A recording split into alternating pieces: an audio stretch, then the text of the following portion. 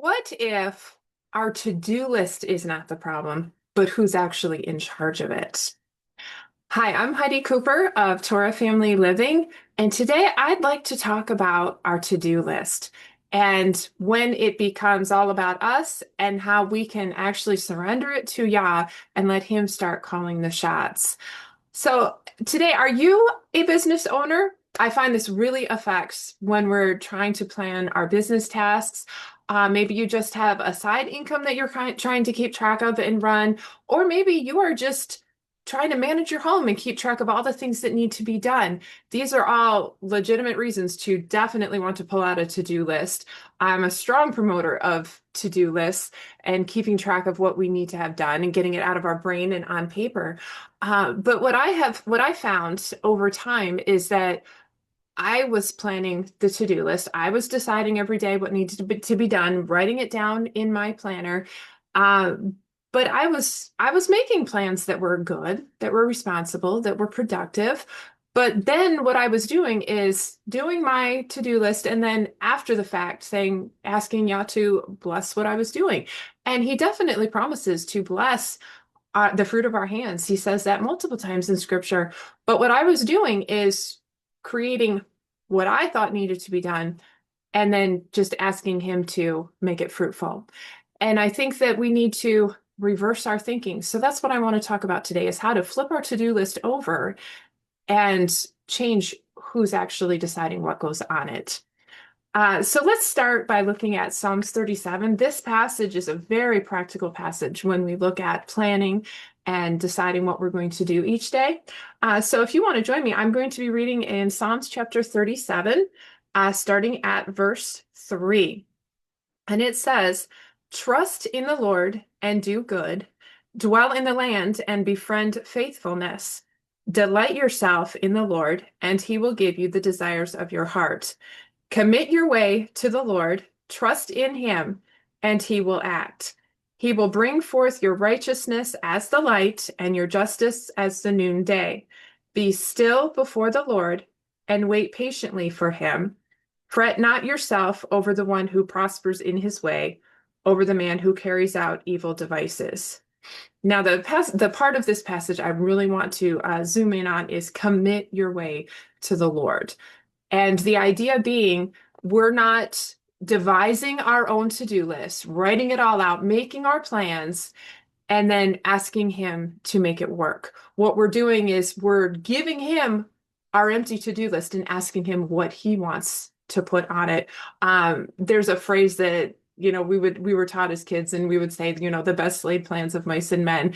We can decide, and it can be good plans, and we can decide this is what I want to do, this is what I want to accomplish, and then wonder why it all comes crumbling around us because we were deciding rather than committing our way to him. Now, the other thing I want to point out in this passage is there's an awful lot of phrases that say, he will, meaning Yah says, I will do this. He will, he will, he will. It's at least 3 times in there. And then there's an awful lot of verbs that we're supposed to be doing. So I want to just take a look at what he says he will do, but also what he requires of us first.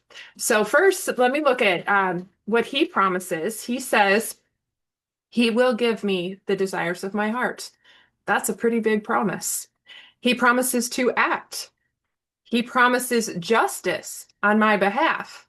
So he gives some pretty big promises. One thing, though, he does not promise, you will not find in this passage, he does not promise instant gratification. He does not promise that right now all our problems will be solved. Right now everything will be resolved. Right now he will do thus and so. He promises to do it, but in his own time. So I want you to just keep that in mind.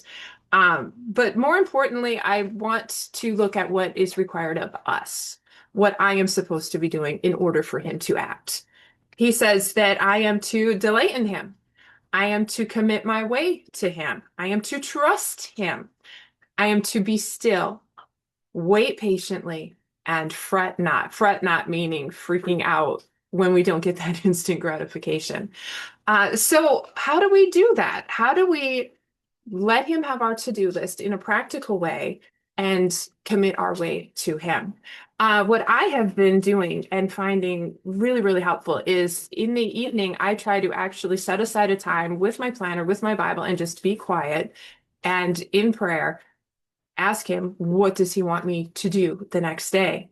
And I've actually got a little bit of a framework that will help you to follow this and begin the habit of each day committing your to-do list to him.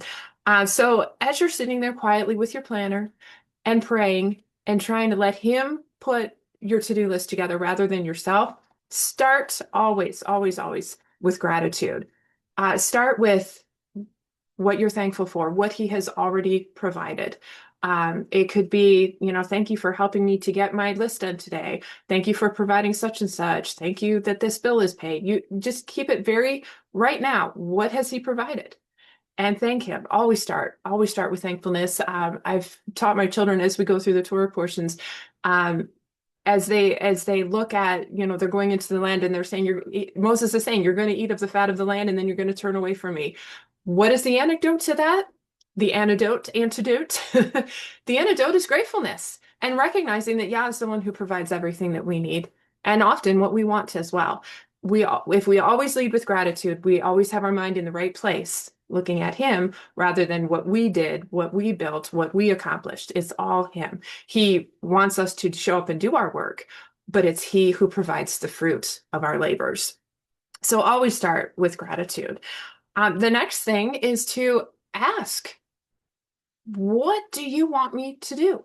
Ask him for wisdom. He promises that if anyone asks for wisdom, he will give it generously. So if we sit there with our planner and our empty day and say, what do you want me to have on this list for tomorrow? Or if we're doing this in the morning, what do you want me to do today? What is most important? What needs to be left off the list? What can wait? Who do I need to help? What are the priorities that you have for me? And just sit in that. Just sit in that and wait.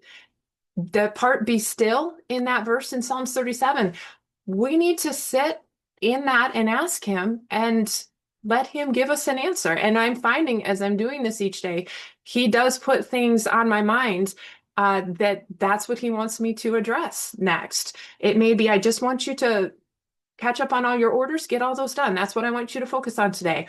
Or it may be, I want you to write this blog post because someone needs to hear it. So if we just ask him and expect an answer and sit quietly and wait for it, he does provide.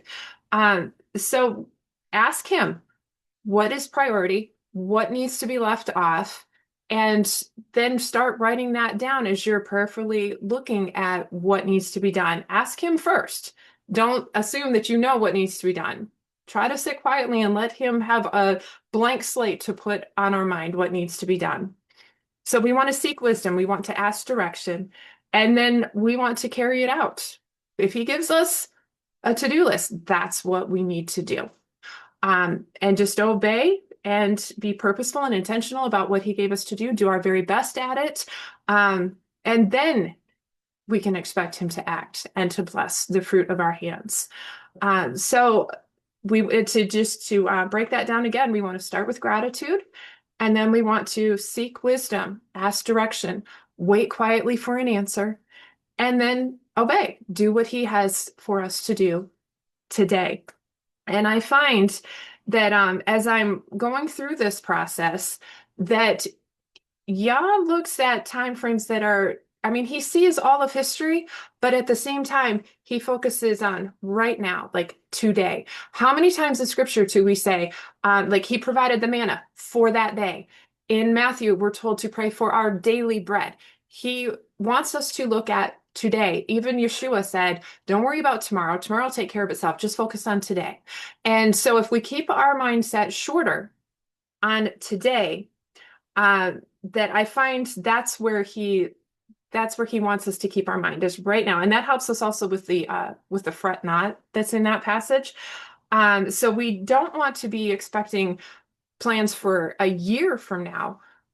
Look at right now, and then he can lay out the plan a little at a time for us as we do the next thing, as we're faithful in the next thing he gives us to do, then he can lay out.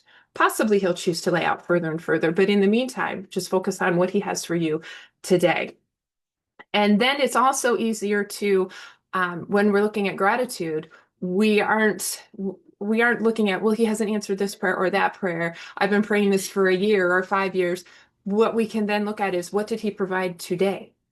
Did I have food to eat? Did I have my needs taken care of? Did I have whatever it might be? If we keep our to-do list focused on today and we keep our gratitude focused on today, that's where he wants us to keep our mind. And we see that all throughout scripture, is to focus on right now, focus on today. So as we're looking at our to-do list and how to commit our way to that, it's important that we let him make the list and then we carry it out. And then he promises to act. He promises to give us the desires of our heart. But first, we've got to be doing what he actually has for us to do, not what we decided to do.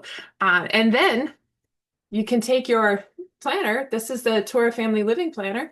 There we go. And just put your list that he gives you. Put it right in there. Write it down as you're praying, and then carry it out. And the weekly layout in the Torah Family Living Planner is very, there we go, is very open-ended. You can just put your list however God gives it to you and carry it out. If you don't have a planner, I will have a link in the description for you on that. So I just want to challenge you to sit and let him plan your to-do list. Try it today, try it this week, and see how it makes a difference in how your heart posture is to your work each day, and then how he can come in and bless what you are doing rather than you deciding and asking him after the fact to bless your efforts. So if you feel like you've been carrying your workload alone and feeling overwhelmed, try this. Ask him to tell you what needs to be done each day. Carry it out, and then thank him for his provision and his help to get it all done. So thank you so much for joining me to talk about planning for a few minutes. I invite you to like, subscribe if this is helpful to you, and we will see you next time.